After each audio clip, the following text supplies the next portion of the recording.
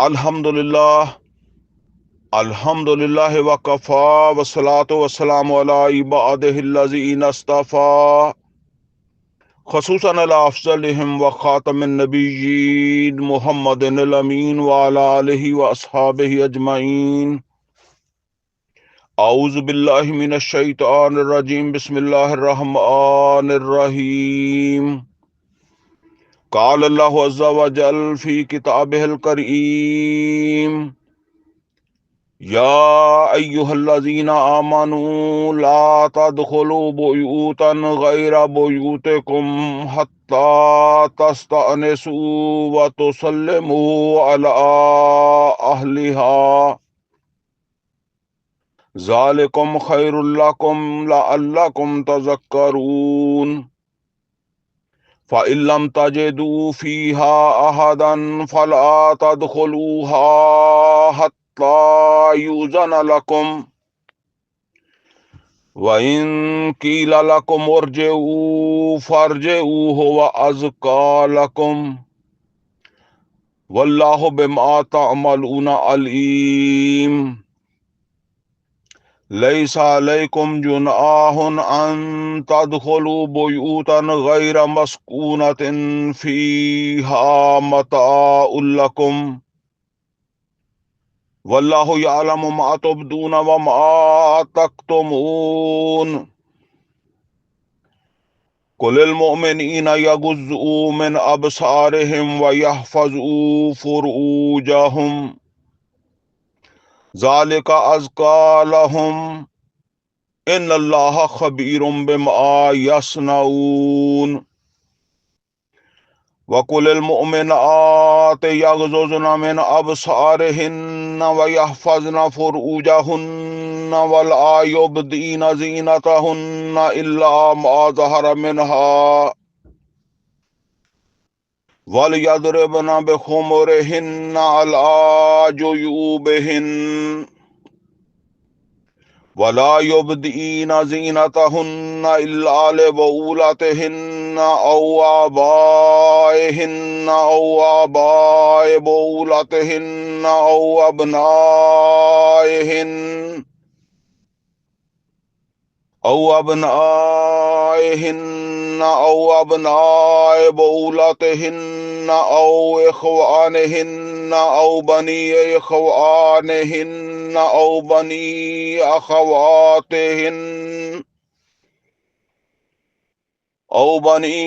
أخواتهن أو نسائهن أو ما ملكت أيمانهن أو التابعين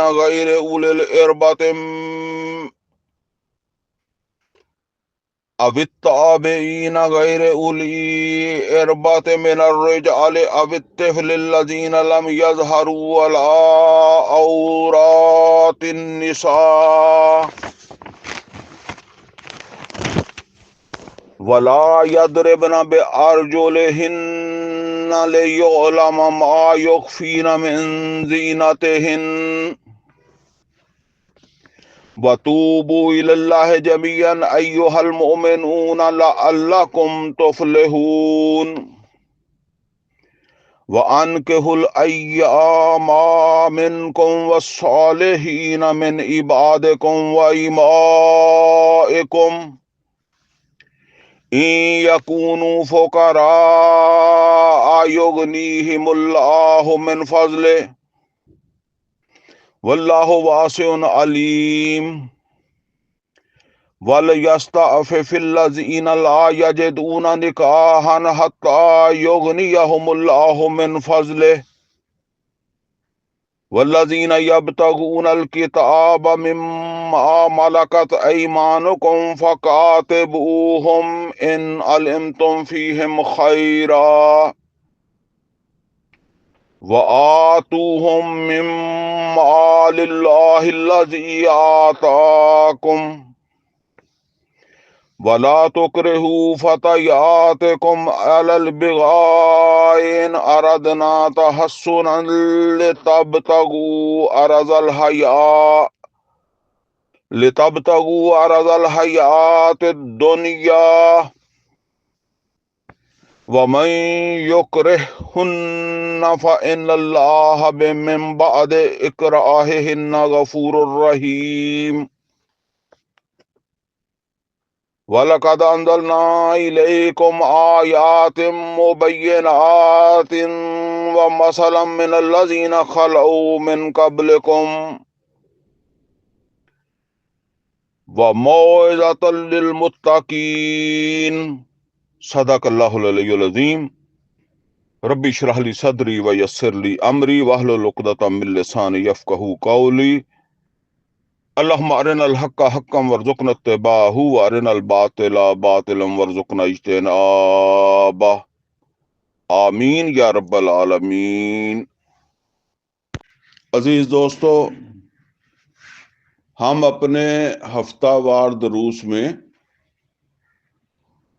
سورہ نور کا مطالعہ کر رہے ہیں. سورہ نور کے اس سے پہلے ہم نے 3 درس جو ہے وہ مکمل کیے ہیں، اور ان 3 درسوں میں ہم نے کل 26 آیتیں، پہلی 26 آیتیں پڑھی.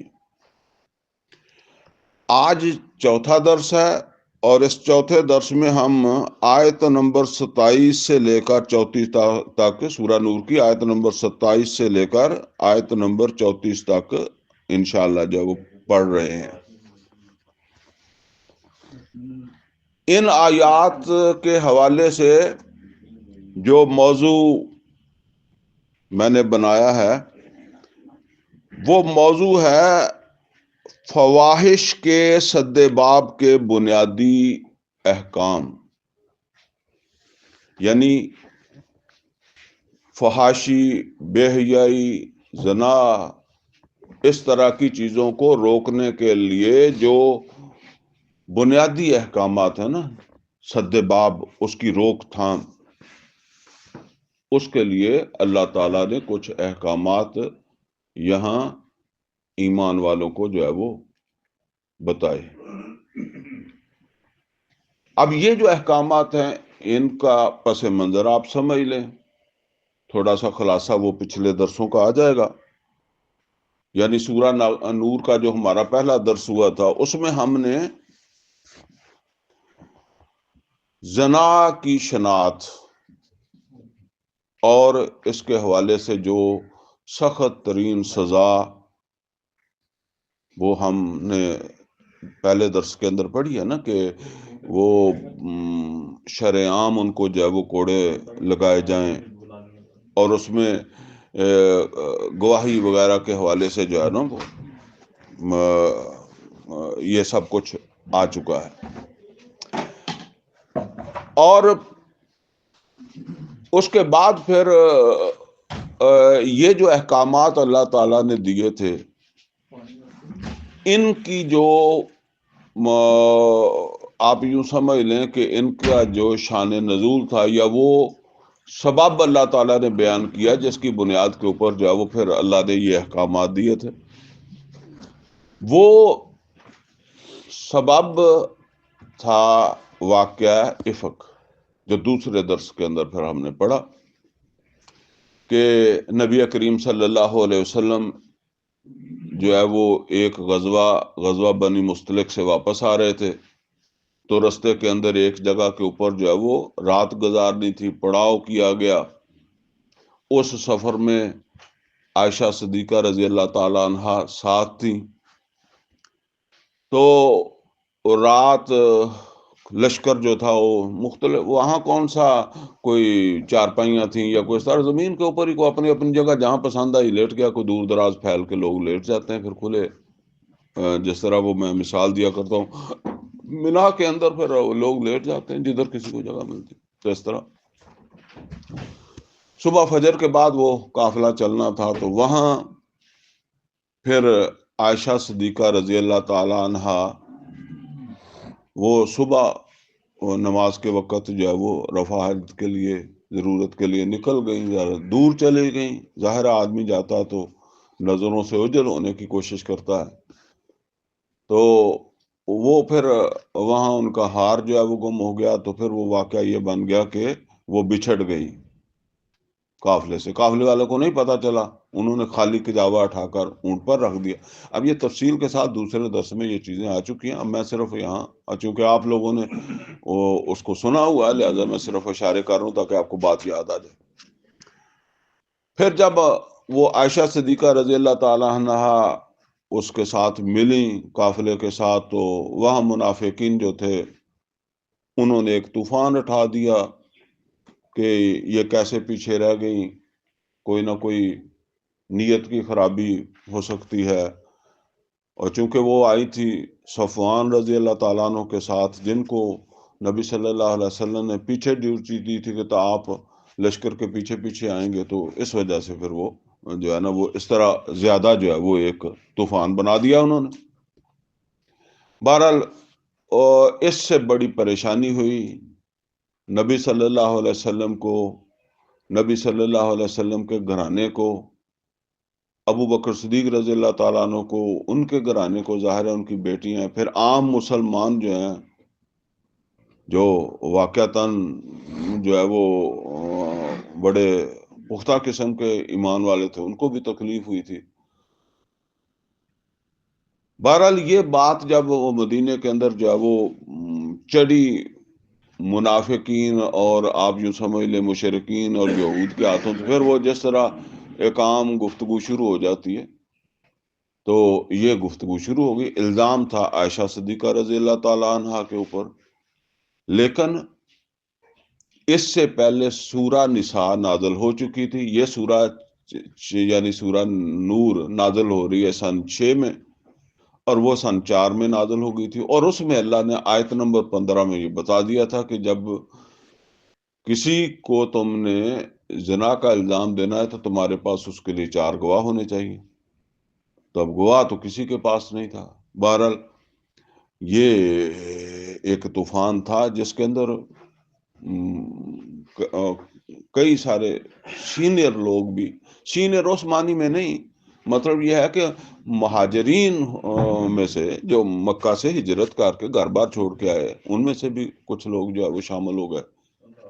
بہرحال اسی سے میں کہا کرتا ہوں کہ شیطان دیکھیں کتنی کامیابی، خود نبی صلی اللہ علیہ وسلم موجود ہیں، اور نبی صلی اللہ علیہ وسلم کی زوجہ وہ کس فیملی سے ہیں، اور پھر شامل کون لوگ ہو گئے ہیں جنہوں نے اپنا گھر بار چھوڑا ہے اس دین کی خاطر، کچے لوگ نہیں ہیں۔ حسان بن ثابت رضی اللہ تعالیٰ عنہ کچھ چھوٹے آدمی تھے، تو وہ کوڑے لگے ہیں ان کو بھی پھر، تو وہ بھی مطلب یہ ہے کہ اب جنہوں نے گھر بار چھوڑا ہے، یہ کچھ چلے مدینے والوں کو تو کوئی آپ بات کہہ لیں، وہ تو اتنی بڑی قربانیاں دین کے لیے دے کر آئے ہیں نا، تو پھر بھی شیطان جو ہے وہ چکمہ دے گیا۔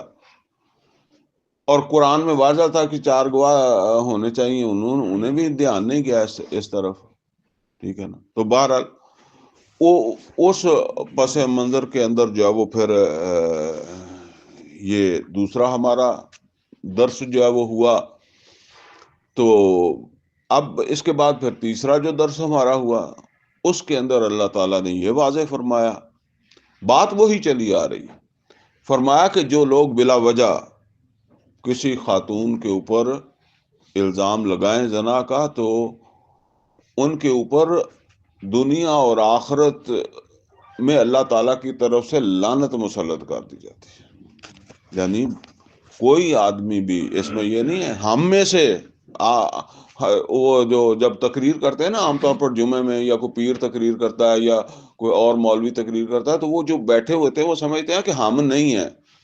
ہم میں سے جب ادھر قرآن کریم نازل ہو رہا ہے نا، تو اس کا مطلب یہ ہے کہ صحابہ تم میں سے بھی، باقیوں میں سے بھی، لیکن تم میں سے بھی، اور اسی طرح ہم میں سے بھی جو کوئی کسی خاتون پر جس کے لیے اس کے پاس وہ گواہیاں موجود نہیں ہیں اور اس کے اوپر الزام لگاتا ہے زنا کا، تو دنیا اور آخرت میں اللہ تعالیٰ کی وہ لعنت کا مستحق ہو جاتا ہے۔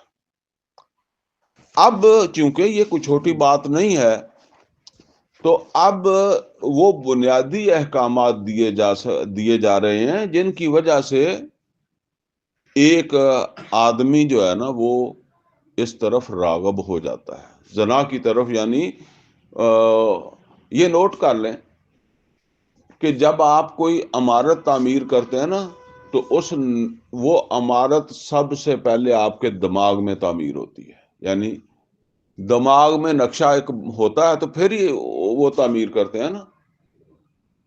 کوئی بھی کام ہو اس کی تعمیر پہلے وہ عمل آپ کے دماغ میں پہلے ہوتا ہے. زنا بھی ہو تو وہ بھی جو نبی صلی اللہ علیہ وسلم نے فرمایا کہ آنکھوں کا زنا ہے، ہاتھ کا زنا ہے، زبان کا زنا ہے، پاؤں کا زنا ہے، ٹھیک ہے نا. تو یہ چلتے چلتے وہاں تک عمل تک بات پہنچ جاتی ہے نا. تو اس وجہ سے یہ بڑی اہم ہدایات ہے، اور یہ سمجھ لیں یہ سب سے پہلے تو ہمارے لیے ہیں جو ہم یہاں بیٹھے ہیں، ان کی میں بات کر رہا ہوں. پھر جن تک یہ بات پہنچے گی، جن کے کان سنیں گے یا پہلے پہنچی ہوئی ہے، مطلب جس طرح بھی ہے، پھر وہ بھی اس کے اندر جو ہے وہ آ جائیں گے.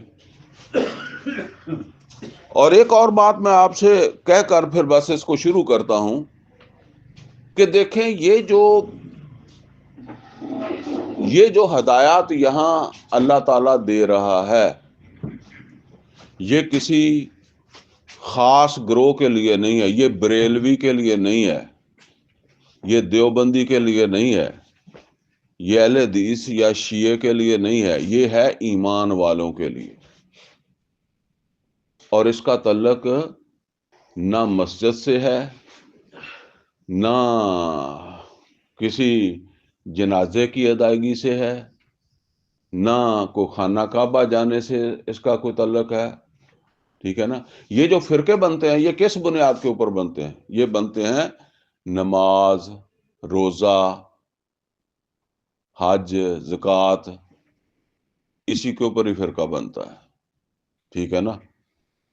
کوئی جنازہ پڑھانا ہے تو ایک نے اونچی پڑھانا ہے، اپنا علیحدہ فرقہ ظاہر کر دینا ہے، دوسرے نے آہستہ پڑھانا ہے، تو فرقے کا ظہور ہو گیا.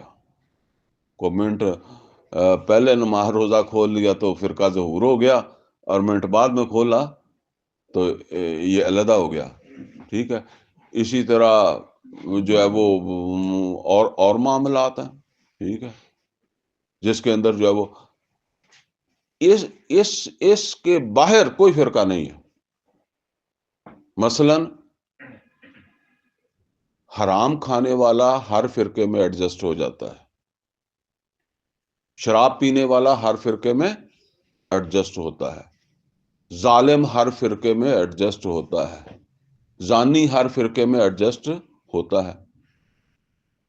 کبھی کسی اہل سنت گروہ نے یہ کہا ہے کہ اس کو ہم نے اہل سنت سے اس وجہ سے خارج کیا ہے کہ اس نے شراب پی ہے، ہم نے اس کو اہل سنت سے اس لیے خارج کیا ہے کہ اس نے زنا کیا ہے، ہم اس کو اس لیے اہل سنت سے خارج کرتے ہیں کہ یہ سود میں ملوث ہے. یا کسی اہل حدیث گروہ نے، جماعت نے یہ کہا کوئی ہو کہ یہ آدمی چونکہ نماز نہیں پڑھتا، اس وجہ سے ہم نے اس کو اہل حدیثوں سے نکال دیا، اب ہم اس کو اہل حدیث تسلیم نہیں کرتے. یہ حرام کھاتا ہے، اس وجہ سے ہم نے اس کو اب اہل حدیث نہیں مانا. یہ زنا کرتا ہے، یہ سود میں ملوث ہے، یہ جھوٹ بولنے میں ملوث ہے، اس وجہ سے ہم نے اس کو جو ہے اہل حدیثوں سے خارج کر دیا. وہ ایک واقعہ آپ کو جو ہے وہ پہلے بھی شاید بتایا ہو، شارٹ کر کے پھر بتا دیتا ہوں کہ میرے ساتھ ایک جگہ میں کورس کرا رہا تھا، وہاں میرے ساتھ ایک بھائی جاتا تھا اہل حدیث، لیکن اس کو میرا یہ پتہ نہیں چلتا تھا کہ میں اہل حدیث ہوں یا نہیں ہوں، لیکن میری بات چیت سے وہ مجھے گمان کرنے لگا، گمان کیا یقین کرنے لگا کہ میں اہل حدیث ہوں. میں نے وہاں قرآن پڑھانا ہوتا تھا تو میرے قرآن میں پھر آپ بھی سنتے ہیں تو اس میں تو ان کے ذہن میں تو یہی بات ہوتی ہے نا کہ اہل حدیث کے بغیر کوئی یہ بات کر نہیں سکتا. خیر، وہ وقت ایسا تھا جس میں کوئی نماز نہیں آتی تھی جہاں پہچان ہونی تھی. میری داڑھی میری الحمدللہ ایسی ہے. تو اب ایک دن ہمیں تاخیر ہو گئی اور ہمیں اکٹھی نماز پڑھنے لگ گئے، تو میں تو رفع یدین نہیں کرتا، وہاں اس پر ظاہر ہو گیا بہت وہ آدمی پریشان ہوا. واپس میرے ساتھ ہی آ رہا تھا تو کافی سارا سفر خاموشی کے ساتھ. میں سمجھ گیا تھا کہ اب اس کو مسئلہ کیا بن گیا ہے، کہ اس کی وہ سوچ کی ساری جو عمارت تھی نا وہ گر گئی ہے میرے اس وجہ سے کہ میں نے رفع یدین نہیں کیا. جہاں اس کی منزل آئی میں نے اسے اپنی گاڑی سے اتارنا تھا، کیونکہ وہاں سے میں پک کرتا تھا وہاں اتارنا تھا. تو جب وہاں پہنچے تو تھوڑا سا پہلے مجھے کہنے لگا منیر صاحب آپ کا مسلک کون سا ہے؟ میں سمجھ تو گیا. میں نے کہا میرا مسلک اہل حدیث ہے. تو وہ مجھے کہنے لگا آپ رفع یدین تو نہیں کرتے؟ میں نے کہا میں نماز تو پڑھتا ہی ہوں. تو وہ کہنے لگا کہ نہیں آپ کیسے ہیں اہل حدیث؟ میں نے کہا میں اہل حدیث ہوں. انہوں نے کہا میں نے زندگی میں پہلا اہل حدیث دیکھا ہے جو رفع یدین نہیں کرتا. میں نے اسے جو کہا نا وہ بھی آپ بھی سن لیں. میں نے اسے کہا کہ آپ نے ایسا اہل حدیث دیکھا ہے جس نے پوری نماز ترک کر دی ہو؟ جس طرح ہم کئی دفعہ نماز چھوڑ دیتے ہیں، تو نے پورا دیکھا ہے؟ ایسا اہل حدیث کوئی دیکھا ہے جس نے پوری نماز چھوڑ دی ہو، نماز نہ پڑھتا ہو؟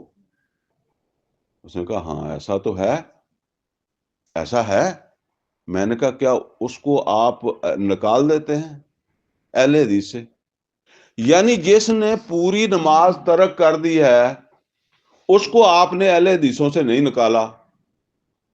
جس نے صرف رفع یدین ترک کیا اس کو آپ نے اہل حدیثوں سے نکال دیا. تو یہ تو چونکہ واقعہ ہو گیا، ورنہ یہی بات ہے. باقی سارے کام سنیوں والے کرے اور صرف ایک رفع یدین کرنا شروع کر دے تو وہ اسے سنیوں سے نکال دیں گے. یہ اہل سنت نہیں رہا. بس یہی بات ہے. تو فرقہ تو بنتا ہے یا نماز پر یا روزے پر یا جنازے پر یا حج عمرے پر، جس میں کوئی مولوی کا عمل دخل ہوتا ہے. مولوی کے باہر کوئی فرقہ نہیں ہے، سب ایڈجسٹ ہوتے ہیں.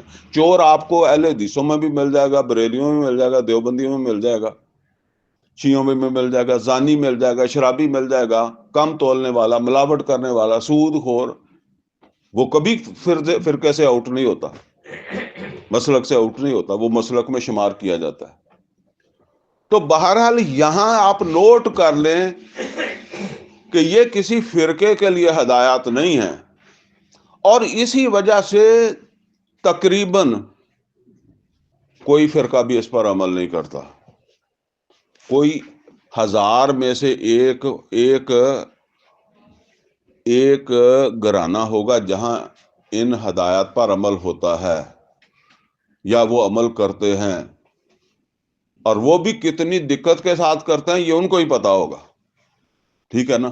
بس اب اس کو ذرا سمجھ لیں. تو یہ سب سے میں عرض کروں گا کہ اس کے اوپر توجہ کریں، کیونکہ یہ فرقے کا مسئلہ نہیں ہے، یہ جنرل مسئلہ ہے. فرمایا یا ایھا الذین آمنو، اے ایمان والو. جہاں نوٹ کریں ایمان والوں کو سے کہا جا رہا ہے نا، تو جو ایمان والا نہیں ہے اس کو پرواہ کرنے کی کوئی ضرورت نہیں ہے، لیکن جو ایمان والا ہے اس کو تو پرواہ کرنی ہوگی. یا ایھا الذین آمنو، اے ایمان والو، لا تدخلوا بیوتا غیر بیوتکم، داخل نہ ہوا کرو گھروں میں اپنے گھر کے علاوہ. مطلب جو تمہارا گھر ہے نا اس میں تو داخل ہوا کرو، لیکن دوسرے گھر میں داخل نہ ہوا کرو. کسی دوسرے کے گھر میں، دوسرے میں کون ہے؟ تمہارے بھائی کا گھر بھی ہے، تمہاری بہن کا گھر بھی ہے، تمہارے ماموں کا گھر، تمہارے چچا کا گھر، تمہارے کسی دوست کا گھر. کوئی بھی گھر جو ہے اس میں داخل نہ ہوا کرو، لیکن ایک شرط ہے. وہ شرط کیا ہے؟ لا تدخلوا بیوتا غیر بیوتکم حتی تستأنسوا، حتیٰ کہ تم اجازت لے لو داخلے کی، اس گھر میں داخلے کی اجازت لے لو. وَتُسَلِّمُوا عَلَىٰ أَهْلِهَا، اور اجازت کا ایک طریقہ یہ ہے کہ سلام کیا کرو وہ گھر والوں کے اوپر. اچھا وہ اب ذرا ذہن میں رکھیں، ہمارے تو یہ ایک مسئلہ تو ہمارے یہ ہے کہ ہمارے دروازے لگے ہوئے ہوتے ہیں آج کل ویلم ہوم، تو ہم اجازت لیں گے، یا ٹھک ٹھک کریں گے تو کوئی آئے گا تو اجازت ہو جائے گی، ٹھیک ہے، کہے گا آ جا اندر تو اندر چلے جائیں گے، نہیں تو نہیں۔ لیکن نبی صلی اللہ علیہ وسلم کے زمانے میں بھی، اور میں نے اپنے زمانے کے اندر بھی یہ چیزیں دیکھی ہیں کہ آپ ذرا تصور کریں کہ وہ عام طور پر بدو لوگ تھے، تو بدو لوگ خیموں میں رہتے ہیں نا، تو ان کے کہاں دروازہ ہوتا ہے؟ وہ خیموں کے اندر یا وہ رہ رہے ہیں نا، تو اس کو کوئی دروازہ نہیں ہے۔ اچھا، اسی طریقے سے جو ہے نا وہ آج بھی، یعنی میں نے اپنی زندگی کے اندر جو ہے وہ دیکھا ہے کہ ہمارے گاؤں کے اندر صرف 2 گھروں کے اندر جب میں نے ہوش سنبھالا تو ان کے مین گیٹ ہوتے تھے، باقی کسی کا مین گیٹ ہوتا ہی نہیں تھا، رواج نہیں تھا، یا لوگوں کی غربت تھی، بس ایسے کھلا ہی راستہ ہوتا تھا، 4 دیواری، بس جہاں سے گزرنا وہاں آ کر وہ گیٹ کی جگہ چھوڑی ہوئی ہوتی تھی، ٹھیک ہے۔ تو اب جو مرضی جائے جو مرضی آئے، یہ ہدایات دی جا رہی ہے۔ اچھا، یہاں ایک اور بات بھی ہے، چلیں آپ کا دروازہ لگا ہوا نہیں ہے، پہلے سے کھلا ہے، تو پھر گھس سکتا ہے نا، بھائی بھائی کے گھر میں آ رہا ہے تو گھس جائے۔ تو یہاں بتایا جا رہا ہے کہ اے ایمان والو، گھروں میں سے جو ہے وہ اپنے گھر کے علاوہ دوسرے گھروں میں داخل نہ ہوا کرو جب تک کہ تم اجازت نہ لے لو۔ وَتُسَلِّمُوا عَلَىٰ أَهْلِهَا، اور اس میں جو رہ رہے ہیں نا ان پر سلام بھیجا کرو۔ اب یہ مطلب یہ ہے جی کہ اپنے گھر میں بھی کچھ اصول ہی ہیں، یہ نہیں ہے کہ اپنے گھر میں آپ ایسے داخل ہو جائیں۔ مثال کے طور پر چلے میرا گھر ہے، میرے گھر میں میری بیٹیاں بھی ہیں، بیوی تو نہیں ہے نا، بیٹیاں بھی ہو سکتی ہیں، تو اب بعض اوقات آپ اپنے گھروں کے اعتبار سے سوچ لیں، ایک کمرہ ہے جس میں آپ کی بیٹی ہے، تو اس میں بھی آپ نے ایسے نہیں گھس جانا، اس کو الارم کرنا ہے کہ آپ آ رہے ہیں، پتہ نہیں وہ کس حال میں ہو، وہ کپڑے بدل رہی ہو یا وہ کسی کیفیت میں ہو، بندہ جب ہوتا ہے، بعض اوقات آپ نے نہیں دیکھا کہ ایک آدمی جو ہے وہ ٹائلٹ گیا تو اس نے دروازہ بند کر دیا، اس کے ذہن میں نہیں رہا کہ میں کنڈی بھی لگا دوں، تو کسی نے دروازہ کھول دیا، ٹھیک ہے نا، اس طرح ہو سکتا ہے، یا ہوتا کسی کے ساتھ ہوا بھی ہوگا، ٹھیک ہے نا۔ تو اس وقت اب وہ نہیں پتا چلا نا وہ باہر والے کو، تو جہاں وہ رہ رہی ہے نا، بیٹی ہے یا کوئی دوسری بھی خاتون ہے، حالانکہ بیٹی تو محرم ہے، تو محرم کے پاس بھی چلے بیوی ہے تو اس کی کوئی بات نہیں نا، لیکن جو ہے نا وہ اسی طریقے سے جو ہے وہ بہو کا کمرہ ہے، سسر ایسے گھسنے کا تو وہاں حق نہیں رکھتا نا، حالانکہ سسر کے لیے وہ محرم ہی ہے، ٹھیک ہے نا۔ وہ دیور جیٹھ کے لیے یا شوہر کے دوسرے بیٹوں کے لیے نہیں ہے، لیکن سسر کے لیے تو وہ پردہ نہیں ہے، لیکن وہ بھی اس طرح، اس کو باپ کو بھی بیٹی کے کمرے میں نہیں جانا چاہیے، بھائی کو بھی نہیں جانا چاہیے بہن کے کمرے میں اس طریقے سے کہ چلے نہیں بہن ہی ہے نا جی، پردہ کیا ہے، کچھ نہیں ہے۔ وہ پیچھے لوگ ہمارے جو ہے وہ اپنے گھر میں بھی داخل ہوتے تھے تو وہ کچھ نہ کچھ الارم کرتے تھے، دروازہ تو ہوتا نہیں تھا تو پاؤں کو زور زور سے زمین پر پٹکتے تھے کہ اندر والوں کو پتہ لگ جائے کہ کوئی آ رہا ہے، ٹھیک ہے نا۔ تو اس طرح، تو جب ہے ہی دوسرا گھر جس میں نامحرم ہو سکتے ہیں، تو وہاں تو فرمایا کہ اجازت لیا کرو، ذالکم خیر لکم لعلکم تذکرون، اور اسی میں تمہاری خیریت ہے، اسی میں تمہارے لیے خیر ہے، اور یہ اس لیے بتایا جا رہے ہیں لعلکم تذکرون، تاکہ تم اس کو یاد رکھو۔ کیا مطلب ہے یاد رکھنے کا؟ کہ جب کسی گھر میں داخل ہونے لگو، کسی رہائش گاہ میں داخل ہونے لگو، تو تم ان باتوں کو یاد رکھ سکو، ان پر عمل کر سکو، یاد ہوں گی تو عمل کرو گے نا۔ یہ یاد رکھنے کے لیے بتائی جا رہے ہیں، ایسے نہیں کہ ایک کان سے سنا دوسرے سے نکال دیا، نظر انداز کر دیا کہ چل کوئی بات نہیں جی ٹھیک ہے قرآن میں ہے۔ وہ میں یہ بات عرض کیا کرتا ہوں کہ دیکھیں جن چیزوں کا قرآن میں اتنی تاکید نہیں ہے ان کو ہم تاکید بنا لیتے ہیں، اسی پہ فرقہ بنا لیتے ہیں۔ کوئی اونچی نماز جنازہ پڑھنے کی یا آہستہ نماز جنازہ پڑھنے کی اتنی تاکید ہے؟ تاکید ہے ہی نہیں ہے، وہ تو سنت ہی ہے۔ کہیں جو ہے وہ یہ جو ہے نا وہ رفع یدین کرنے کی نہ کرنے کی کوئی تاکید ہے؟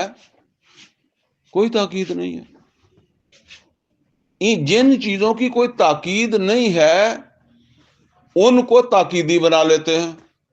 اور میں عرض کیا کرتا ہوں کہ نفلوں کو سنت کو فرض کی طرح جاننے لگ جاتے ہیں، یہی خرابی کی باعث ہے۔ اور فرض کو نفل بھی نہیں سمجھتے، اب اس کو آپ نفل بھی نہیں سمجھتے۔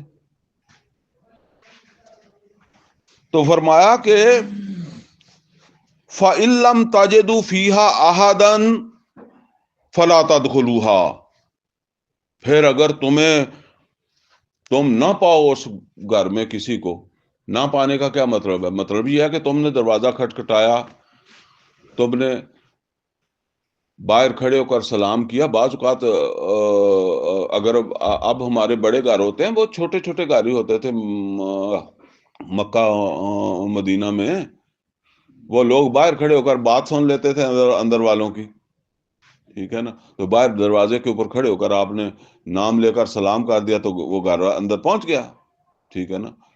تو آج بھی اگر کوئی بہت زیادہ بڑا گھر نہیں تو آپ باہر کھڑے ہو کر جو وہ گھر والے کا نام لے کر بھی آواز دے سکتے ہیں۔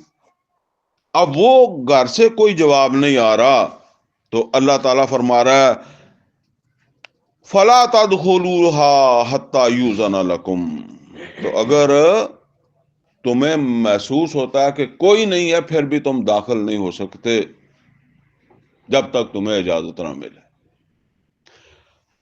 اگلی بات کیا ہے؟ اگلی بات ہے فرمایا وَإِذَا قِيلَ لَكُمُ ارْجِعُوا فَارْجِعُوا، اگر اندر سے آواز آئے کہ مڑ جاؤ، میں نہیں مل سکتا، پھر آنا، تو لوٹ جاؤ، وہاں اکڑ کے نہ کھڑے ہو جاؤ۔ یہ بعض اوقات جو ہے نا وہ اب اندر کی کیفیت کا آپ کو نہیں پتا ہے نا۔ آپ نے دیکھا جی یہ بندہ باہر سے اندر گھر داخل ہوا ہے، ٹھیک ہے، تو گھر میں اور کوئی فرد ہے بھی نہیں، میں اپنے گھر میں داخل ہوا، میں نے اپنے گھر کا دروازہ کھولا، آپ دور سے دیکھ رہے تھے، تو اب آپ کو تو تسلی ہو گئی نا کہ میں اندر چلا گیا، میں سیدھا ہی ٹوائلٹ میں چلا گیا۔ اب وہاں آپ نے جو ہے وہ ادھر آپ نے دروازہ بجانا شروع کر دیا، آپ نے الزام دینے شروع کر دیے، دیکھیں جی یہ مولوی ابھی میرے سامنے اندر گیا ہے، نکلتا نہیں ہے، ٹھیک ہے، کوئی اور مسئلہ ہے؟ ایسا میرے ساتھ بھی کئی دفعہ ہوا ہے کہ میں جب گھر میں اکیلا ہوتا ہوں تو ظاہر ہے جب باہر اندر سے دروازہ لگا ہوا ہے تو باہر والے کو تو تسلی ہے کوئی اندر تو ہے نا، تو وہ بار بار جو ہے وہ اپنا زور لگاتا ہے۔ آج کل موبائل آ گئے، اندر بیٹھے موبائل بج رہا ہے، آگے سے آپ بند کر رہے ہیں تو وہ کہتا ہے کہ دیکھو جی آگے سے بند کر دیتا ہے، آگے سے بند کر دیتا ہے، سنتا نہیں ہے۔ اسی طریقے سے وہ اپنی بیوی کے ساتھ لیٹا ہوا ہو، تو اب آپ جو ہے وہ مطالبہ کر رہے ہیں کہ جی باہر آؤ، دروازہ کھٹکھٹا رہے ہیں یا آواز دے رہے ہیں، تو کوئی اگر اس نے بالکل جواب نہیں آیا تو واپس چلے جاؤ، اگر اس نے آواز دے کر کہہ دیا ہے کہ میں نہیں آ سکتا، بعد میں ملیں گے، تو فرمایا کہ اگر اس نے کہہ دیا اندر سے آواز آ گئی، وَإِن قِيلَ لَكُمْ، اگر تم کو یہ کہہ دیا گیا یا کہ کہہ دیا جائے ارجعوا، مڑ جاؤ، فارجعوا، تو بس مڑ جاؤ، هُوَ أَزْكَىٰ لَكُمْ، یہی تمہارے لیے پاکیزگی کا، ستھرائی کا، یہی تمہارے لیے جو ہے وہ طریقہ ہے، اسی میں تمہاری پاکیزگی ہے کہ تم واپس چلے جاؤ وہاں جم کر نہ کھڑے ہو جائے. یا تو یہ ہے کہ بندہ وقت لے کر آیا ہوا ہو نا، کہ ایک وقت ٹھیک جی میں اس وقت آپ کے پاس آؤں گا، تو اگلا بندہ تیار ہو کہ بھائی جی میرے پاس آنا ہے کسی آدمی نے. تو اگر یہ نہیں ہے تو پھر اس کی فرصت ہے نا کہ وہ آپ سے مل سکتا ہے کہ نہیں مل سکتا. تو وہ دروازہ کھلا بھی اگر وہ بھول ہی گیا ہے دروازہ بند کرنا تو بھی آپ اس کے اندر نہ جائیں. واللہ بما تعملون علیم. اب دیکھیں یہ بات جو ہر آیت کے بعد آ رہی ہے، پیچھے آیا لعلکم تذکرون، اور یہاں ہے واللہ بما تعملون علیم، اور جو کچھ بھی تم کرتے ہو، جو عمل بھی تم کرتے ہو، اللہ کو معلوم ہے. کیا مطلب ہے؟ اللہ نے جو حکم دیے ہیں نا یہ عمل کرنے کے لیے دیے ہیں نا. اب تم عمل کرتے ہو یا تو نہیں کرتے، اللہ کو یہ معلوم ہے. اسی نے محاسبہ کرنا ہے، اسی نے پوچھنا ہے کہ میں نے تم کو یہ ہدایت دی تھی تو تم نے اس کے اوپر عمل نہیں کیا تھا. آگے فرمایا لیس علیکم جناح ان تدخلوا بیوتا غیر مسکونہ، اور اس میں تمہارے لیے گناہ نہیں ہے کہ تم ایسے گھر میں داخل ہو جاؤ جس میں رہائش نہیں ہے. یعنی بعض ایسی تعمیرات ہوتی ہیں کہ جن کے اندر جو ہے وہ رہائش نہیں ہوتی. مثال کے طور پر اب آپ کسی جنرل سٹور کے اندر، بڑے سٹور کے اندر جب جاتے ہیں تو اس میں رہائش نہیں ہے، اور اس میں آپ جا سکتے ہیں. باہر کھڑے ہونے کی چھوٹی چھوٹی دکانوں میں تو خیر اندر جانے کی جگہ ہی نہیں ہوتی، وہ باہر سے سودا لیتے ہیں. لیکن اگر یہ بڑے بڑے سٹور ہیں تو اس میں آپ جاتے ہیں تو آپ جائیں اندر، کوئی ضروری نہیں ہے کہ آپ باہر کھڑے ہوں. ٹھیک ہے، وہ کئی دفعہ آگے ہی ہوگا، کوئی کام کرنے والے آگے ہوں گے، آپ چلے جائیں اندر، تو وہاں آپ جا سکتے ہیں. اسی طریقے سے جو ہے وہ یہ ہمارے گاؤں دیہات کے اندر نا ایسی مخصوص جگہ ہوتی تھی جو سب کے استعمال میں ہوتی تھی. کچھ 4-5 گھروں والوں نے اپنے کوئی وہاں مویشی باندھے ہوئے ہیں، کوئی اور ضروریات ہیں، اور اس میں ہر کوئی جا رہا ہے، صبح جا رہا ہے، شام جا رہا ہے. ٹھیک ہے، اپنی اپنی وہاں انہوں نے کوئی تعمیرات بھی کی ہوئی ہیں اپنے اپنے مویشیوں کے لیے کہ جی میرے مویشی اس کمرے میں سردی گرمی میں بند جائیں گے، تو وہاں آنا جانا ہے. تو وہ کوئی رہائشی جگہ نہیں ہے، وہاں جا سکتے ہیں. اسی طریقے سے یہ بیٹھک، عام طور پر بیٹھک تو اب ہمارے وہ ایک اور چیز ہی بن گئی ہے. تو لیکن یہ بیٹھک کا اصل تصور یہی ہے کہ اس کا دروازہ ہو باہر کی طرف، اور کوئی بھی آدمی جو ہے وہ اس کے اندر جو ہے وہ آ جائے. تو اس طرح کا میں نے سسٹم، یہ نائی والا بہاول نگر کے قریب جو ہے وہ نائی والا ایک گاؤں ہے، تو وہاں میں نے دیکھا کہ وہاں بیٹھک کا وہی تصور ہے کہ وہاں عورتوں نے نہیں آنا، اور وہ باہر کی طرف دروازہ کھلتا ہے، آپ جا رہے ہیں تو آپ بیٹھ جائیں وہاں. گھر والوں کو پتہ لگا تو وہ چائے پانی بھیج دیں گے، ادروائز وہ بیٹھے آپ وہاں. یہ ایسے ہی سمجھ لیں، کئی جگہ ڈیرے بنے ہوئے ہوتے ہیں نا، یہ ذرا بڑے لوگ جو ہے وہ ڈیرے بنا لیتے ہیں، تو ڈیروں کے دروازے کھلے ہی ہوتے ہیں، وہاں عورتوں نہیں آنا جانا ہوتا، ہر کوئی آ جا رہا ہوتا ہے. تو وہاں اجازت کا مسئلہ نہیں ہے، مطلب جہاں رہائشی ایریے میں منع ہے. تو فرمایا کہ لیس علیکم جناح ان تدخلوا بیوتا غیر مسکونۃ فیہا متاع لکم، تمہارا اس کے اندر کوئی معاملہ ہے تو چلے جاؤ، جس میں رہائش نہیں ہے تو اپنا وہ معاملے کے لیے جا سکتے ہو، وہاں اجازت کے بغیر جا سکتے ہو. واللہ یعلم ما تبدون وما تکتمون. دیکھیں ہر آیت کے بعد جو بات آ رہی ہے نا، یہ بتا رہی ہے کہ یہ عمل کے لیے بتایا جا رہا ہے.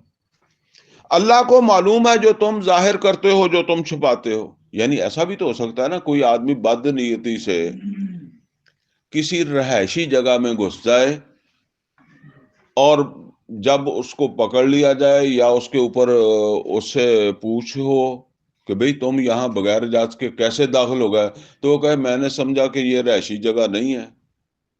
ٹھیک ہے نا، یہ پبلک پلیس ہے، یہ ڈیرا ہے، میں تو ڈیرا سمجھ کے چلا گیا. ٹھیک ہے نا.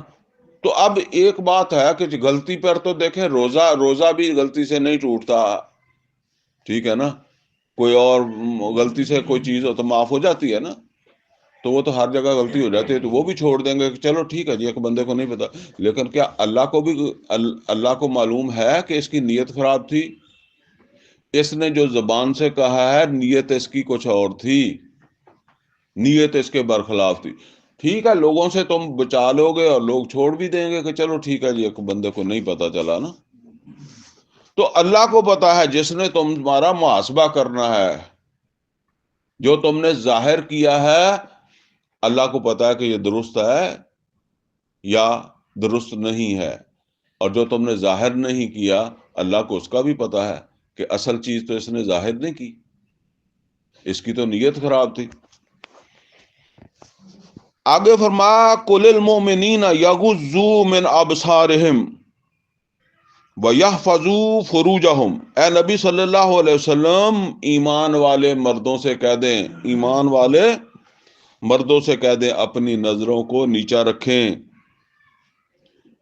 یہ ہر وقت نہیں نظر نیچا رکھنا، مطلب یہ ہے کہ آپ نے آسمان کی طرف دیکھنا ہی نہیں ہے، درخت سے پھل توڑنا ہی نہیں ہے، یہ ایسا نہیں ہے، مطلب یہ ہے کہ جہاں آپ نے یہ محسوس ہو کہ یہاں اب کوئی نامحرم آ رہا ہے تو وہاں نظر کو نیچا رکھنا ہے۔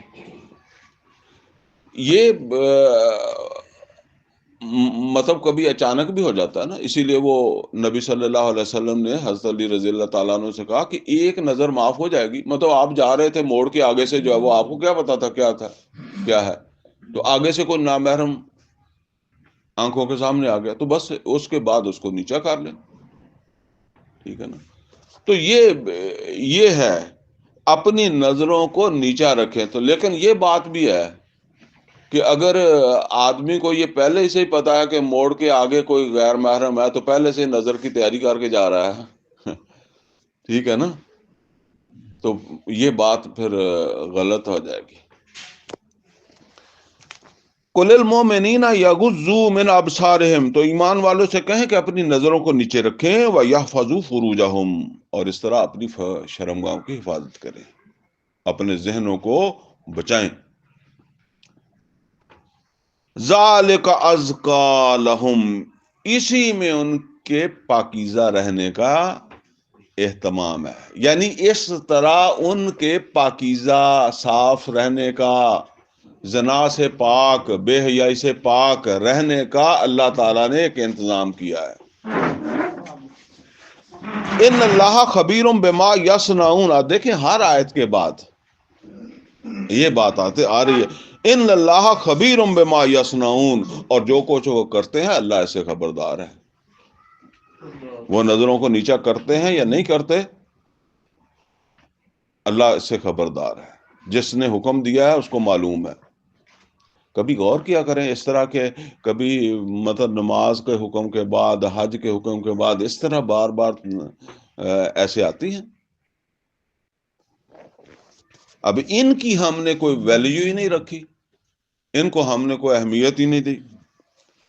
وَقُلِ الْمُؤْمِنَاتِ يَغْضُضْنَ مِنْ أَبْصَارِهِنَّ، اور اسی طریقے سے نبی صلی اللہ علیہ وسلم ایمان والی عورتوں سے بھی کہہ دیں، مردوں سے کہا تو عورتوں سے بھی کہہ دیں کہ اپنی نظروں کو نیچے رکھیں، يَحْفَظْنَ فُرُوجَهُنَّ، اور اپنی شرمگاہوں کی حفاظت کریں، وَلَا يُبْدِينَ زِينَتَهُنَّ، اور ظاہر نہ کریں اپنی زینت کو، إِلَّا مَا ظَهَرَ مِنْهَا، سوائے وہ جو باوجود جیسے کہتے ہیں چھپانے کے بھی ظاہر ہو جائے،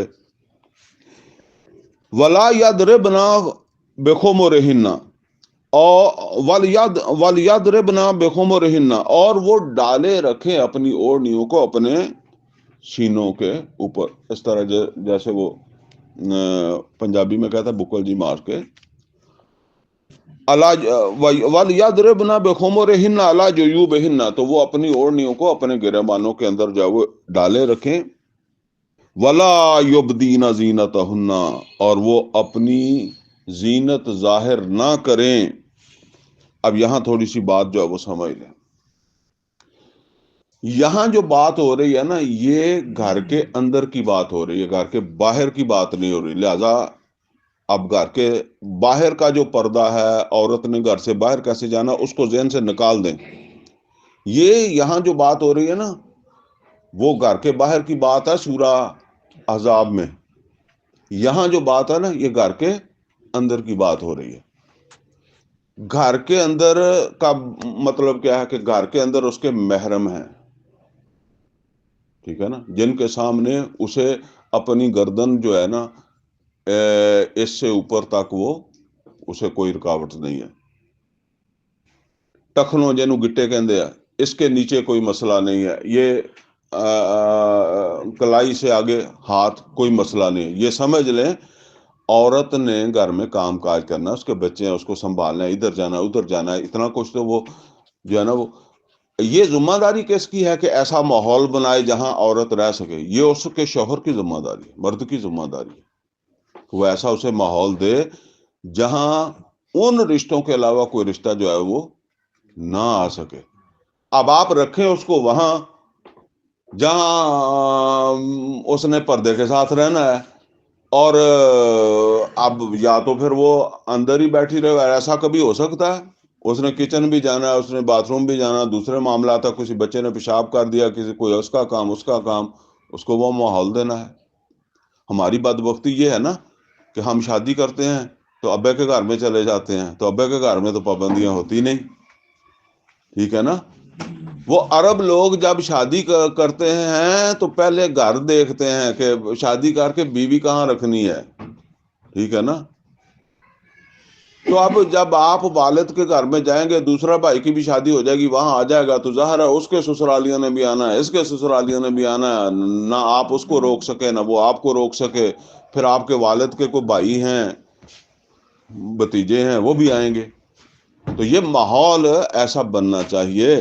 تو وہ وہاں وہ محرموں کے ساتھ یہاں تک آ سکتی ہے وہ عورت اپنے گھر میں، کیونکہ اس گھر میں اس کے محرم ہے. تو یہ بتایا جا رہا ہے کہ اس ماحول میں بھی وہ اپنے سینوں کے اوپر وہ ڈالے رکھے، کیونکہ عورت کا جو سینہ ہوتا ہے نا، اب یہ سمجھ لیں آپ، اس کا بھائی تو دیکھے گا، سسر دیکھے گا، تو جو ہے نا وہ یہ کوئی درست نہیں ہے کہ باپ بھی اپنی بیٹی کو اس طرح نظر بھر کے دیکھے یا سسر دیکھے، ٹھیک ہے نا. حالانکہ سسر محرم ہے، باپ بھی محرم ہے. بھائی بہن کو اس طرح آنکھیں پھاڑ کے جیسے کہتے ہیں نا، جیسے کوئی گور کے دیکھنا، اس طرح اس کو بھی درست نہیں ہے. لہذا وہ یہاں تک اس کو جو ہے وہ ڈال کے رکھے. تو اب آگے فرمایا کہ باوجود اس کے کہ آپ نے اہتمام کر لیا ہے، تو آپ گھر میں پھر رہی ہیں، آپ کا بھائی ہے، اس کے سامنے کچھ اس میں ظاہر ہو گیا، ٹھیک ہے نا. تو یا بیٹا ہے، بیٹے سے بھی تو بیٹے کے سامنے بھی تو ہے نا یہ سارا کچھ. تو بہرحال فرمایا کہ ولا یبدین زینتہن، اور وہ اپنی زینت، یہاں زینت سے مراد یہ ہے کہ یہ جو اپنے گلے سے اوپر کا جو بھی حصہ ہے، یا یہ کلائی سے نیچے کا حصہ، پاؤں سے پاؤں، ولا یبدین زینتہن الا لبعولاتہن، سوائے اپنے شوہروں کے. شوہر کے لیے تو پردہ نہیں ہے، کوئی سطر نہیں ہے شوہر بیوی کی آپس میں. اور اسی طریقے سے باوقت ضرورت ڈاکٹر، یعنی اب دیکھیں نا، عورت ڈلیوری بھی تو عورت کے نہیں کوئی ہونی ہے نا، اس نے بچے کو جنم دینا ہے. تو آپ کے وہاں کوئی لیڈی ڈاکٹر نہیں ہے، اس کی جان جا رہی ہے، تو اب وہ جو جتنی ضرورت ہے اس حد تک ڈاکٹر بھی جو ہے نا، ڈاکٹر کے لیے بھی جائز ہے، وہ اس کو دیکھ سکتا ہے. لیکن اس کے علاوہ کوئی نہیں. شوہر کے لیے تو ہے ہی نہیں، اور ڈاکٹر کے لیے اس حد تک ضرورت کے اجازت ہے جب آپ کو کوئی دوسرا الٹرنیٹ نہ ہو آپ کے پاس. تو پہلا یہ ہے شوہر، الا لبعولاتہن. پھر او آبائہن، اور عورت کا باپ، عورتوں کے باپ، وہ بھی محرم ہے، نہ محرم نہیں ہے، وہ بھی گھر میں ان کے سامنے آ جا سکتی ہے. او آبائے بعولاتہن، اسی طریقے سے اپنے شوہروں کے باپ، سسر جس کو کہتے ہیں، سسر کے لیے بھی بہو جو ہے سسر کے لیے وہ محرم ہے، لیکن وہ سسر کے دوسرے بیٹوں کے لیے محرم نہیں ہے، جس کو ہم کہتے ہیں دیور ہوگا یا جیٹھ ہوگا، اس کے لیے محرم نہیں ہے، نہ وہ دیوروں جیٹھوں کے بچوں کے لیے محرم ہے۔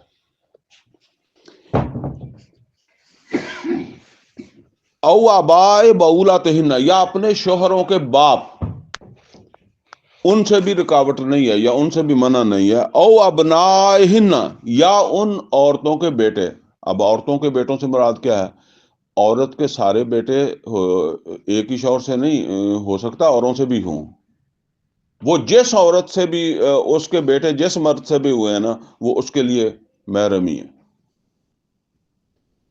او ابنائے بولاتہن، اسی طریقے سے ان کے شوہروں کے بیٹے۔ اب شوہر کی 4 شادیاں ہیں، چاروں سے بچے ہیں، وہ چاروں اس کے لیے محرم ہی ہیں، اس عورت کے لیے سب ایک جیسے ہیں۔ او اخوانہن، یا ان کے بھائی بھی گھر میں آ سکتے ہیں، یعنی عورت کا بھائی اس کے سامنے بھی نہیں ہے۔ او بنی اخوانہن، یا ان کے بھائیوں کے بیٹے، ہاں عورت کے بھائیوں کے بیٹے، ہاں ٹھیک ہے، عورت کے بھائیوں کے بیٹے، جس کو ہم کہتے ہیں بھتیجا۔ یہ عورت کا بھتیجا محرم ہے عورت کے لیے، عورت کے شوہر کا بھتیجا محرم نہیں ہے۔ نہ عورت کا بھائی محرم ہے، شوہر کا بھائی محرم نہیں ہے۔ او بنی اخواتہن، اور اسی طریقے سے ان کی بہنوں کے بیٹے، یعنی عورت کی بہن کا بیٹا، جس کو ہم بھانجا کہتے ہیں، عورت کا بھانجا بھتیجا، مرد کا بھانجا بھتیجا نہیں، وہ دونوں نامحرم ہے مرد کے، وہ محرم ہے اس کے لیے۔ او نسائہن، اسی طریقے سے ان کی اپنی عورتیں۔ اب اپنی عورتوں سے مراد کیا ہے؟ جان پہچان کی عورتیں۔ یہ دیکھیں یہ تو آج کل سسٹم چلا ہے نا جی، کہ جی وہ کوئی لیزبین ہے اور کوئی گے ہے، ٹھیک ہے نا، تو یہ عورتوں کا عورتوں سے معاملہ، مردوں کا مردوں سے معاملہ، یہ کئی ساری خرابیاں عورتیں ہی پیدا کر دیتی ہیں۔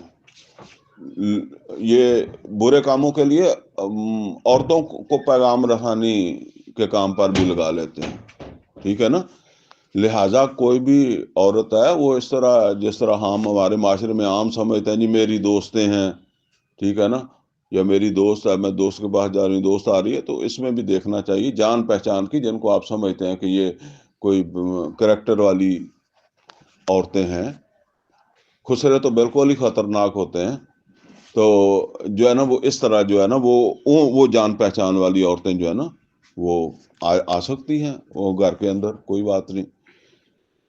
او ما ملکت ایمانہن، اور جو ان کی کنیزیں ہیں، عورت کی کوئی کنیز ہے تو وہ بھی گھر میں، عورت ہی ہے تو گھر میں آ سکتی ہے۔ اب التابعین غیر اولي الاربۃ من الرجال، اور اسی طریقے سے مردوں میں سے ایسے جو تابع قسم کے، اب تابع قسم کے مطلب یہ ہے کہ بالکل مسکین قسم کے بعض لوگ ہوتے ہیں، اب خاندان میں کسی کا کوئی نہیں رہا، یا اس کو سنبھال نہیں رہے، عام طور پر بڑھاپے میں بندہ چلا گیا ہے، تو وہ کسی نہ کسی نے اس کو رکھ لیا ہے، روٹی کھانی ہوتی ہے اس نے، تو اس کو عورتیں کھانا بھی دے دیتی ہیں، یا اور بھی وہ زیادہ، یا اس کو تھوڑا بہت کہہ بھی دیا کہ چلیں بابا جی اتھو دکان تو یہ سودا لے آئیں ہیں، وہ پکڑ لایا کچھ چھوٹا موٹا اس طرح، تو ان کی بھی خیر ہے۔ غیر اولی الاربۃ من الرجال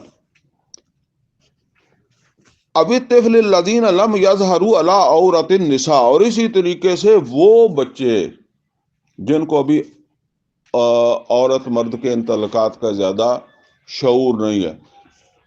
بدبختی سے یہ موبائل سے تو یہ سب شعور جو میرے حال جامدن ہونے لگ پیا، لیکن بہرحال اگر اس کو شعور نہیں ہے تو اس کی کوئی بات نہیں، اس کو اجازت ہے، اس کا پردہ نہیں ہے۔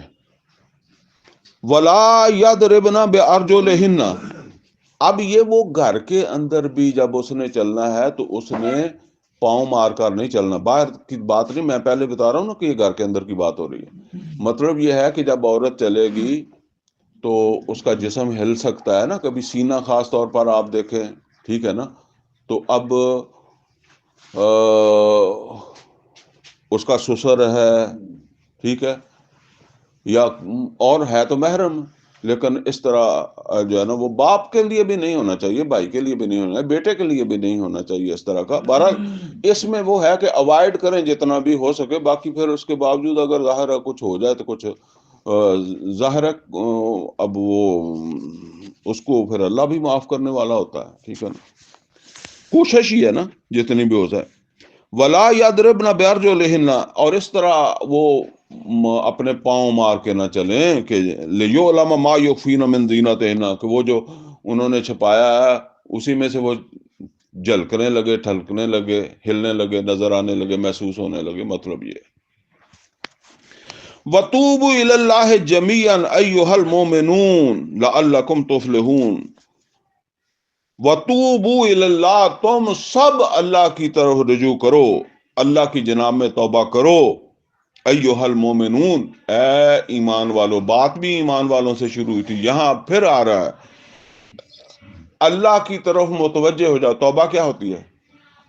اپنی غلطیوں کے اوپر معافی مانگ کر اللہ کی طرف متوجہ ہو جانا، اللہ کی ہدایات جو ہے نا ان کے اوپر عمل کرنا۔ یہاں ان ہدایات کے اندر جب یہ بات آ رہی ہے تو سب سے پہلے تو ان ہدایات پر عمل کرو، اللہ کی طرف متوجہ ہو جاؤ، یعنی جو اللہ کی طرف متوجہ ہے وہ ان چیزوں کی پابندی کرے گا یا اسے کرنی چاہیے۔ وَتُوبُوا إِلَى اللَّهِ جَمِيعًا أَيُّهَا الْمُؤْمِنُونَ لَعَلَّكُمْ تُفْلِحُونَ، تاکہ تم فلاح پا جاؤ، یعنی اس کے اگر فلاح چاہتے ہو تو پھر اللہ کی باتیں مانو، ان کے اوپر عمل کرو۔ آگے فرمایا اب یہ جو بتا دیے ہیں نا جی، عورت کے بس یہی محرم ہے، ٹھیک ہے نا، تو اس کے علاوہ عورت کے محرم نہیں ہے۔ یہ خاص طور پر یہ سب سمجھ لیں کہ شوہروں کو اپنی بیویوں کو ایسا ماحول دینا چاہیے جہاں وہ رہ سکیں۔ اگر وہ ماحول نہیں دیتے تو مجرم وہ ہیں اصل کے اندر، عورت مجرم نہیں ہوگی، وہ مجرم ہے جو ماحول نہیں دیتا۔ وَأَنكِحُوا الْأَيَّامَ مِنكُمْ وَالصَّالِحِينَ مِنْ عِبَادِكُمْ، اور نکاح کر دیا کرو اپنی بیواؤں کے، وَالصَّالِحِينَ مِنْ عِبَادِكُمْ وَإِمَائِكُمْ، اور اسی طریقے سے جو صالح ہوں تمہارے غلاموں اور لونڈیوں میں سے، ان کے بھی باہمی نکاح جو ہے نا وہ اللہ تعالیٰ فرماتا ہے کہ کر دیا کرو۔ یا نکاح کی اہمیت بتائی جا رہی ہے۔ ظاہر ہے اگر بچہ ہے، غلام ہے، تو اس کی تو کیا ہوگی، اس کی تو نہیں ہے نا، صالحین سے مراد یہی ہے۔ اور اسی طریقے سے بوڑھا ہی زیادہ ہو گیا تو پھر بھی اب اس کا کیا ہے۔ تو فرمایا کہ اگر وہ نکاح اس سٹیج پر ہیں کہ ان کا نکاح ہو جائے تو ان کے باہمی نکاح کر دیا کرو۔ ان یکونوا فقراء یغنیہم اللہ من فضلہ،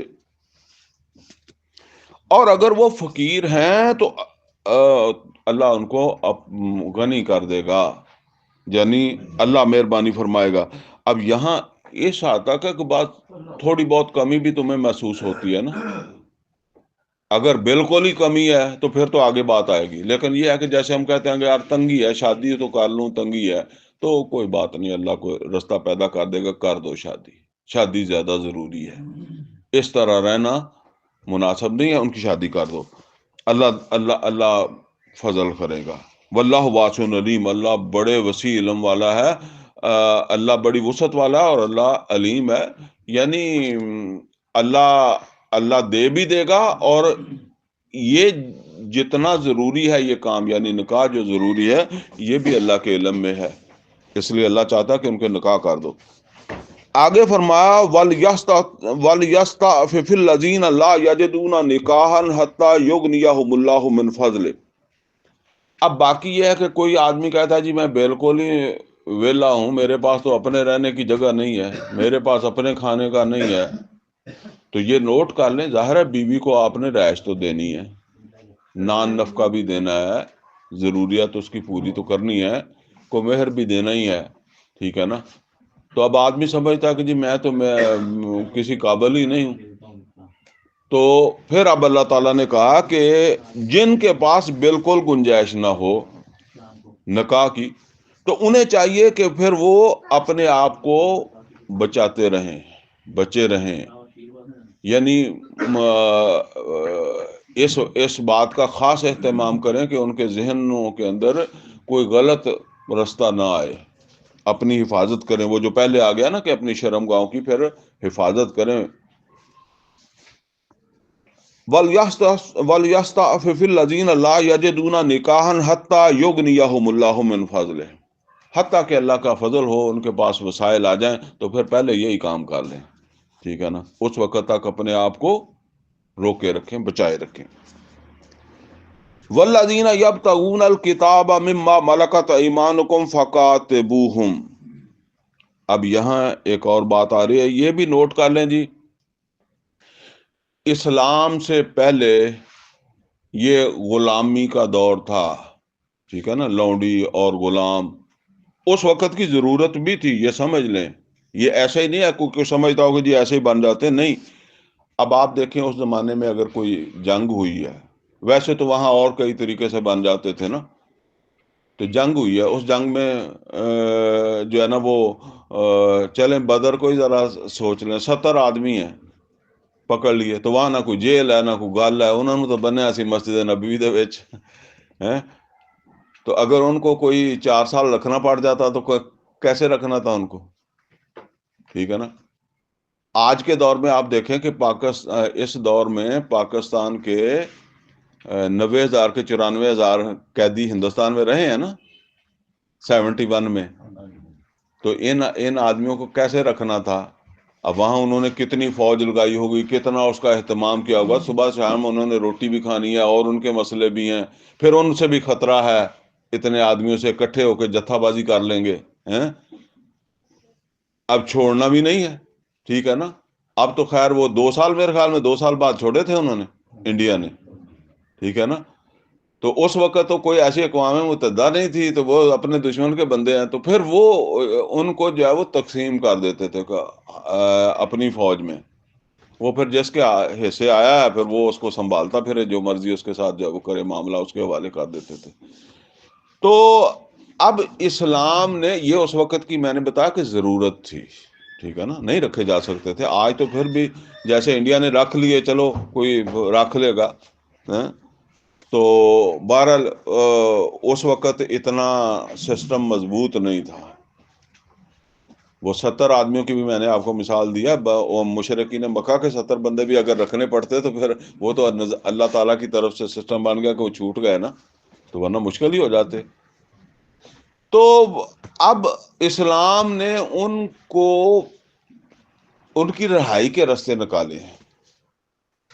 مثال کے طور پر کوئی غلطی ہوئی ہے، کوئی قسم توڑ دی ہے، غلام آزاد کر دو، ویسے ہی آزاد کر دو، ثواب کے لیے بھی آزاد کر دو، تو اس طرح ان کے لیے ان کی شادیاں کر دو، جن کی شادیاں ہو گئی پھر وہ آگے بکنا بند ہو جائیں گے، ٹھیک ہے نا۔ اس طرح کی چیزیں جو ہے وہ اب یہاں بھی یہ بات آ رہی ہے۔ فرمایا والذین یبتغون الکتاب مما ملکت ایمانکم فکاتبوہم، تمہاری لونڈیوں اور کنیزوں میں سے اگر کوئی تمہارے ساتھ لکھت پڑھت کرنا چاہے، مکاتبت لکھت پڑھت کا مطلب کیا ہے کہ کوئی غلام ہے، لونڈی ہے، وہ کہتا ہے جی میں آزادی چاہتا ہوں، اپنے مالک کو ہی کہے گا نا، تو مالک سے کہتا ہے کہ میں آزادی چاہتا ہوں، اور مالک اسے کہے کہ میں تمہیں فری میں تو آزاد نہیں کر سکتا، ٹھیک ہے نا، اگر فری میں کر دے گا تو ثواب ہے، وہ کہتا ہے میں ثواب کسی اور پاس سے لے لاں گا، تو تمہیں نہیں آزاد کر سکتا، تو تم جو ہے نا وہ کم از کم مجھے جو ہے نا وہ 10,000 20,000 جو بھی ہو، مطلب یہ ہے کہ اتنے پیسے مجھے ادا کر دو، 6 مہینے کے اندر اندر ادا کر دو، تو اب میں تمہیں آزاد کر دیتا ہوں، لیکن 6 مہینے کے اندر اندر یا جتنا اس نے وقت رکھا اس میں یہ پیسے مجھے ادا کرو۔ اللہ تعالیٰ کہتا ہے کہ اگر تمہیں اس پر اعتماد ہے کہ ہاں بندہ ٹھیک ہے یا عورت ٹھیک ہے، یہ 6 مہینے میں بندوبست کر کے مجھے دے گی، نیت اس کی بھاگنے کی بھی نہیں ہے، اور کوئی یہ بھی نہیں ہے کہ 6 مہینے کے بعد آ جائے کہ جی میرے پاس کچھ نہیں ہے، تو یہ بھی نہیں ہے، تو اس کے ساتھ لکھت پڑھ کر لو، یعنی ان کی آزادی کا ایک راستہ جو ہے وہ اللہ بتا رہا ہے کہ کر لو. والذین یبتغون الکتاب مما ملکت ایمانکم فکاتبوہم ان علمتم فیہم خیرا، اگر تم اس میں خیر سمجھتے ہو کہ یعنی مطلب دھوکے باز نہیں ہے، بھاگنے والا نہیں ہے، تو اس کے ساتھ یہ کر لو معاہدہ.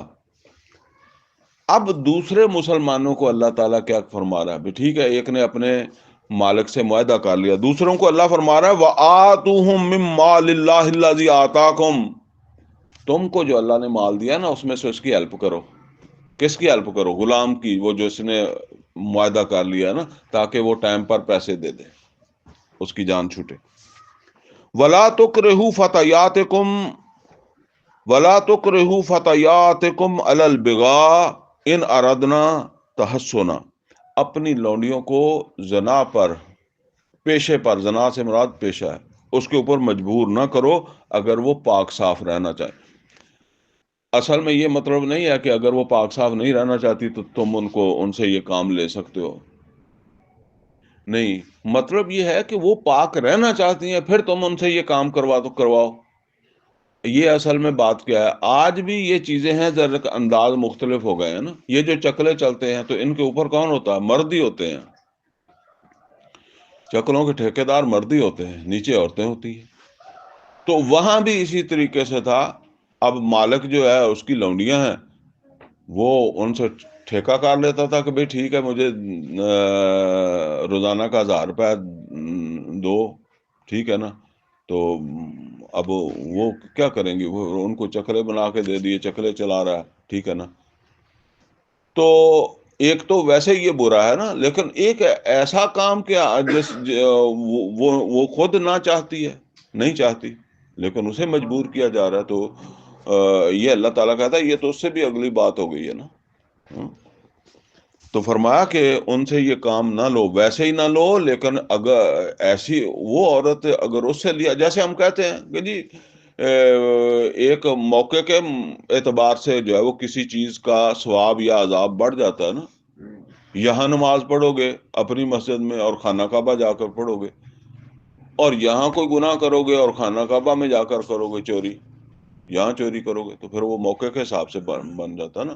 برا ثواب تو یہاں بھی ہے اور وہاں بھی ہے، گناہ یہاں بھی ہے وہاں بھی ہے.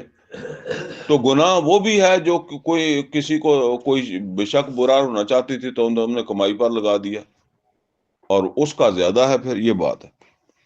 تو فرمایا کہ ان ارادنا تحسنا لتبتغوا عرض الحیات الدنیا. اب یہ غیرت کو اللہ تعالیٰ نے چیلنج کیا نا، کیا تم دنیا کی خاطر یہ کام کرواتے ہو؟ یہ سوچنا چاہیے ایسے مردوں کو جو ان کاموں میں بدقسمتی سے مرد اپنی ذمہ داریاں پوری نہیں کر رہے، محنتی نہیں ہے. اس وجہ سے جو ہے وہ نتیجہ یہ نکلتا ہے کہ وہ ڈھونڈتے ہیں کہ عورت ہی کوئی کمانے والی ہمیں مل جائے، ٹھیک ہے نا. تو وہ اس طرح کے پھر کام کرنے لگ جاتے ہیں کہ چلے ٹھیک ہے عورت کما کے لے آئے جہاں سے بھی لے آئے. بلکہ کئی لوگوں کے بارے میں تو یہ سنتے ہیں خود لوگوں کو گھیر کے اپنے گھر میں لے آتے ہیں. تو فرمایا لتبتغوا عرض الحیات الدنیا، اور یہ سمجھ لیں وہ بات وہی ہے. ایک عورت کو کون سا تم نے شادی سے پہلے کہا تھا، اب شادی کر لی ہے، اب آپ دیکھیں وہ واپس جا نہیں سکتی، اس کو پتہ نہیں کن مجبوریوں میں پھنسی ہوئی ہے، پھر وہ کر لیتی ہے. ویسے تو غلط ہی ہے، لیکن وہ لونڈی والی بات ہی ہوگی. ایسے عمل کا سارا وہ بال جو ہے نا وہ اس پر جائے گا جو اس کو کروا رہا ہے، جس کو اسے نان نفقہ بھی فراہم کرنا تھا، وہ اب اپنا نان نفقہ اس سے تلاش کر رہا ہے. تو فرمایا وَمَن يُكْرِهُنَّ فَإِنَّ اللَّهَ مِن بَعْدِ إِكْرَاهِهِنَّ غَفُورٌ رَحِيمٌ. اور جو کوئی ان کو مجبور کرے گا اس کام پر تو ان کی مجبوری کے بعد اللہ غفور رحیم ہے، ان کو تو کر دے گا معاف، لیکن سارا وبال آئے گا اس کے اوپر جس نے ان کو مجبور کیا. وَلَقَدْ أَنزَلْنَا إِلَيْكُمْ آيَاتٍ مُبَيِّنَاتٍ، اور بے شک ہم نے تمہارے لیے یہ بالکل واضح آیات نازل کر دی ہیں، یہ واضح احکام سنا دیے ہیں. تم کو، وہ مثلا من الذین خلو من قبلکم، اور تم سے جو پہلے تھے ان کے طور طریقے بھی تم پر واضح کر دیے کہ ان میں جو خرابیاں تھیں اب اس اصلاح کے ذریعے سے تم پر واضح کر دیا کہ جو سابقہ طور طریقے چلے آ رہے ہیں، مثلا یہ لونڈیوں سے یہ کام کروانا، تو اب ہم تمہیں بتا رہے ہیں کہ یہ جب وہ ان آیات کے ذریعے سے واضح کر دیا گیا ہے کہ وہ ان میں سے کیا کون کون سی چیز جو ہے وہ چھوڑ دو، غلط ہے۔ تو فرمایا وَمَوْعِظَةً لِّلْمُتَّقِينَ، اور یہ نصیحت ہے جو بچنا چاہتے ہیں، متقین جو بچنے کے خواہش مند ہیں۔ کس چیز سے بچنے؟ دنیا کے اندر جو ہے وہ گمراہی سے بچنے کے لیے خواہش مند ہے، بے حیائی سے، گناہ سے، زنا سے بچنے کے خواہش مند ہے، اور آخرت میں جہنم سے بچنے کے خواہش مند ہے۔ ان کے لیے یہ ہدایت ہے، ان کے لیے یہ نصیحتیں، ان کے لیے یہ واعظ ہے۔ اللہ تعالیٰ سے دعا ہے کہ اللہ ہمیں قرآن کا فہم عطا فرمائے، عمل کی توفیق عطا فرمائے۔ اقول قولی ھذا واستغفرہ لی ولکم ولسائر المسلمین والمسلمات۔